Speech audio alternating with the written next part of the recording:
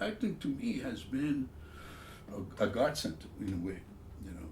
I'm not very much into that, but it's been a godsend.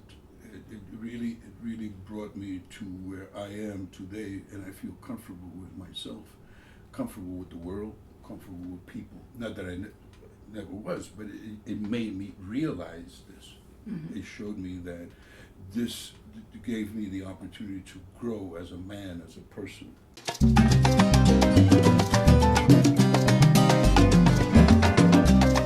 Hey, Common Sensor, if you're looking for acting tips, showbiz insight, industry interviews, or just life lessons, you have come to the right place. So please subscribe to this channel and hit the notification bell so you can get everything right as it comes out. Today, I want to introduce you to one of my favorite people who actually grew up in my neighborhood. He is an extraordinary actor, a wonderful voiceover actor, and also a connoisseur of music in such a profound way. And lately he has been doing spoken word, knocking people out all over the country. Please help me welcome Ismael East Carlo. Thank you. Thank you. That's a great introduction. Let him know who you Yeah. are. Yes. Okay. And how did you get into acting? I got into acting vicariously. Let me backtrack a little bit. Acting to me is facing your fears, having courage and facing your fears. And how do you face your fears? Well, you first have to know what fear is. In my case, it was a very depression that I was going through. That was my fear. Mm. And so a buddy of mine says to me, he knocks on the door, and he says, Ismael, come out, we're going to go to a play. Now, I hadn't bathed in over a week, and shaved. And I'm 33 years old at the time, 30 years. And so I said, okay, let's go see a play on Broadway. And the play, ironically enough, the play is No Place to Be Somebody. Oh, wow. And it starred, one of the stars was Philip Michael Thomas, Right.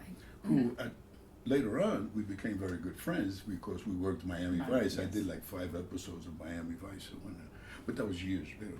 But when I came out of after seeing this play, I came out and I told my buddy Jay, I said, Jay, I'm going to become an actor. And that was it. I mean, there was no hesitation. Although it took a number of years because from there I moved to Miami and I started acting in Miami. I got my SAG card in Miami.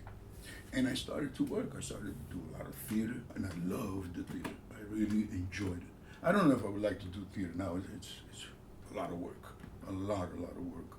You have to have the stamina. You have to have physically, you have to be fit to do theater. But nonetheless, that's my background, is actually on the job training of doing theater. And music, you've been very involved for many years with music. Did you start with music before acting, or that was after? On the contrary, in fact, when we were kids in New York, we would sing in the hallways, doo-wops, please give me more, like that thing, And they would always kick me out. They say, you can't keep a note. Now I've performed on stage, I've danced, I've sung, I've done everything, and these guys have never been on stage, But so the acting sort of, because coming from a place like New York City where you see the acts, these same acts that you see on screen today, you see them live, you experience them. I remember seeing people being shot with Tommy guns on 2nd Avenue between 104th and 103rd Street. I remember seeing guys get stabbed. I see guys with hammers and knives and right, because that's baseball part of bats. everyday life. That was part Yes. of the growing up in that there. Although I was never involved in a gang, I never belonged to a gang, but I knew everybody because I was one of those outgoing guys. I traveled here, traveled there, I made friends. I belonged to a club called the Cavaliers, and they made me president. I don't know how. But they got into gang, and that's when I decided, I said, I'm joining the Army, and I went into the military. So I spent 2.5 years in Panama, which was a great duty. We were getting ready to invade Cuba. This is 1959. So we were in the military, we were ready to enter Cuba. In fact, one time I'm coming out of what they call the latrine, the toilet. And they have lockers on this side and lockers on that side. And as I'm walking through, I hear, and the United States has declared war. Now, we're on standby to attack Cuba. My knees gave out. I started to shake. And all it was the President Roosevelt declaring war on Japan. And there was a replay repeat of the, Wow. you know. Yeah. So yeah, that's basically in a nutshell. My beginning of actor was that, and then I started to work in Miami as an actor, and then at the time, because of Cuba, they started to hire a lot of Latinos. So I was there when that whole influx was beginning. Of So the I was- Cubans coming to yeah, Miami. Yeah, and so they, you know, The that was Marielitos, yes. yes. So I was able to get on the ground floor of that with Quinn Martin. Uh-huh. Remember the number 7 and whatnot. I worked with Stacy Keach. I worked with Carl Franklin. Who They was were an the- actor turned director, yes. Yeah, Carl and I became very dear friends. And then from there, I worked with Fred McMurray on the ship, and so we get there at 6:30 in the morning. And so I meet this guy on the ship, on the boat, on the sailboat, and he says, "You drink rum?" I said, "Yeah." It's 7 o'clock in the And morning. you're having rum. I'm getting over. Are we ready to ship?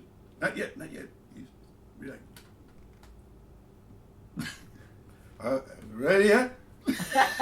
Oh. But it worked for me because I was able to do a Jamaican accent because I was drunk. Oh, God. That's a very good drink on that ship there, you know, kind of thing.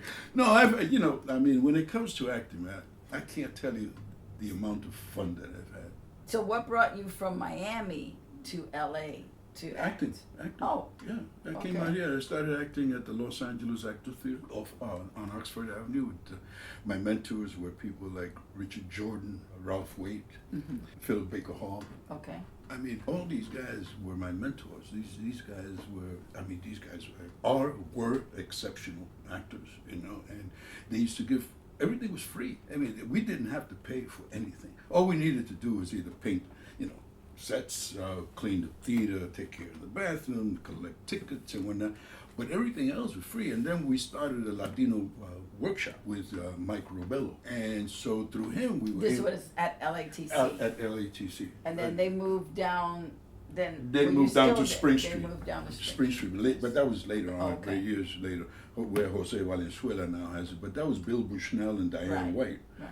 And Diane White used to work for a big-time director. You know, these were great times. Again, we didn't have to pay. We took fencing, we took dancing, we took stage presence, we took acting When you were lessons. really being trained. Yeah, we as were an being actor. Yes. trained, but there was no charge. Right, right. So that was, that was how I got into it on the ground floor. And from there came Miguel Piñero and Pedro Pietri and all these guys with their poetry. In fact, there was a guy by the name of Rene Rodriguez, who was a very good friend of Felipe, Okay. Felipe also. And he was sort of involved with Panthers, somewhat. And so he came to see a reading of Miguel Piñero, of which I was doing some of the poetry reading. Was that out here or in? No, here. Okay. This is at the beginning, way at the beginning of my career. And he came up to me, and I'll always remember him for this.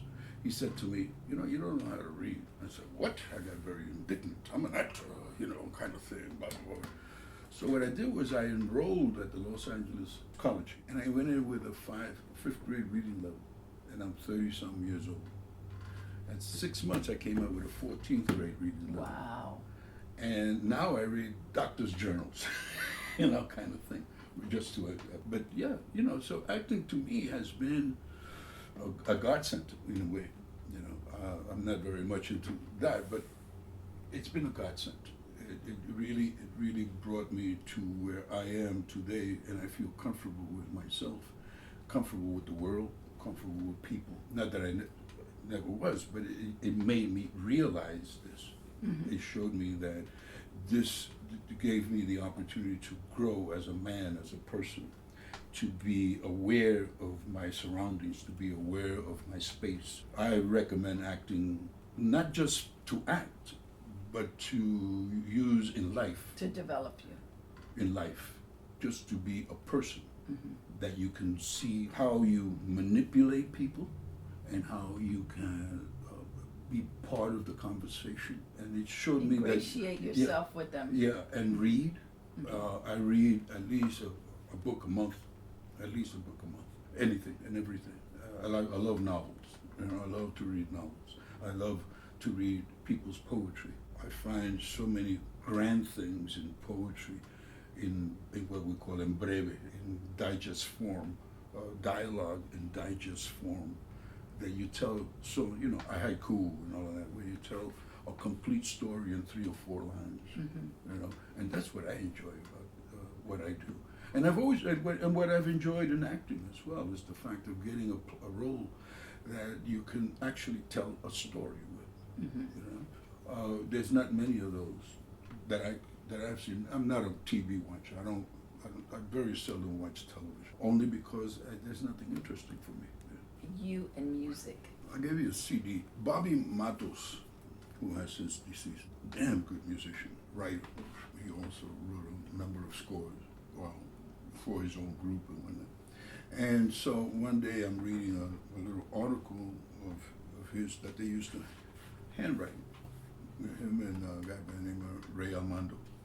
They started this little newspaper to try to develop and promote themselves. And I said, oh, it's good. I said, dude, that looks very interesting. So I got contacted Bobby, and we talked, and I said, listen, I'd like to be a part of it. So I just came in as a producer. I just wanted to produce.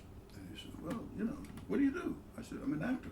Yeah. He said, well, you can sing. I said, yeah, I can sing. He says, well, come on, sing with us, you know? And then I started to play the gourd, and I started to play campana and a little conga and whatnot. And that's how it began. And then we developed, we put in the market, we had in the market 8, 9 CDs. Wow. That over the years. We didn't make any money, but all the money we made kept producing, you know, the CDs. So then he came up with the idea. Then I started to do poetry. He says, why don't we produce me? Yeah, okay, let's do it, you know. And again, this is the thing I've always approached life because of acting, and that it showed me that I had this potential, the challenges that you have to face in life. So what are some of the challenges? Recognition of self, love of self, caring of others, caring for yourself, being aware of yourself, being aware of your surroundings, which you learn in the street of New York. Yes. In New York, when you walk the streets, You know you're like an animal. That's right. You know, you're like a cat. You know, you're looking this way, you're looking that way, you're looking up, you're looking down. You know, you're looking to all. So you learn how to live with it, navigate in that environment. That and acting, they go hand in hand. Because you have to be aware of everything that you do. Every second, we used to have one of the classes that I took was we use a clock in a second. So every second you change position.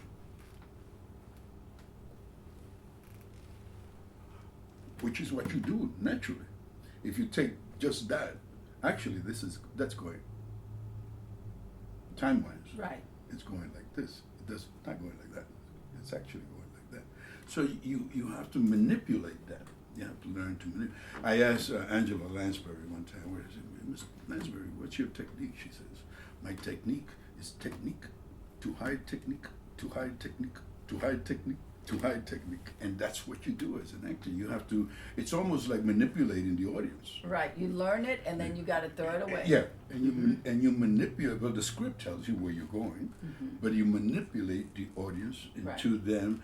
I have a buddy of mine who watches television all the time. And when I talk to him, he's like... He's there. I mean, he's totally involved in it. And that's what you have to do, is get the audience to do that. Engage them. Engage them in the edge of their seats almost. And once you have them there, the rest is easy. You know? Same thing in theater. One of the first plays I did was Guys and Dolls, and I played Big Julie. Hey, put her here, you know? And there's these 3 girls in the front, and they're looking up, and I hear, look at his face. And that told me that I had something. That one little phrase that from this one little girl, she says, look at his face, told me, right there, it said to me, you got something. You got something that you can use that's viable. If someone were to ask you to come back and work as an actor, what role would you like to come back and do? What is something that you would... It would have to be something very crazy. You know, it would have to be something that would give me, that I could use my energy. if it's just to say a couple of lines, just to read lines, no, I would have, it had to be the things where I'm rolling on the floor, I fall over a table, or I grab you and I, tell you how much I love you, and kiss you, and You're talking about a real, Yeah. alive person. yeah, Yeah. a live Okay. person, yeah, something that, Not a stereotype. not a stereotype, Okay. Don't give me a name like Rodriguez kind of thing, Right. Let it be something, Neutral. yeah, pretty, something beautiful. I'm not interested in showing my talent. I'm interested in telling the story. The story, as Shakespeare would say, the story is the thing, and let it just happen. Where I can sit down, like I said, we were talking earlier about writing your biography. To really go deep. Yeah, 4 and dig 5, deep. 6, 7, Yes. 8, 9 pages of Right. stuff from your. You want to be challenged. Yeah, Yes. the challenge. Yes. The yes. challenge, and to take pride in your work. The money comes. I never worked for money. I always worked for the challenge. I made money. I was lucky enough to make money. I bought homes. I put my children through college. I bought cars. I've bought a lot of presents. Well, on that note, we're going to have to go now. But thank you so much for joining me. Hey, if you haven't already done so, please subscribe to this channel. Hit the notification bell so you can get all the stuff that we're doing. And let us know what you thought of this interview. Give us some feedback. And in the description, you'll be given a link on how to get in touch with Ismael East Carlo, and also how to tap into some of his previous work. So thank you for joining us, and we'll see you next time. Thank you. Thank you. Yeah, it's beautiful.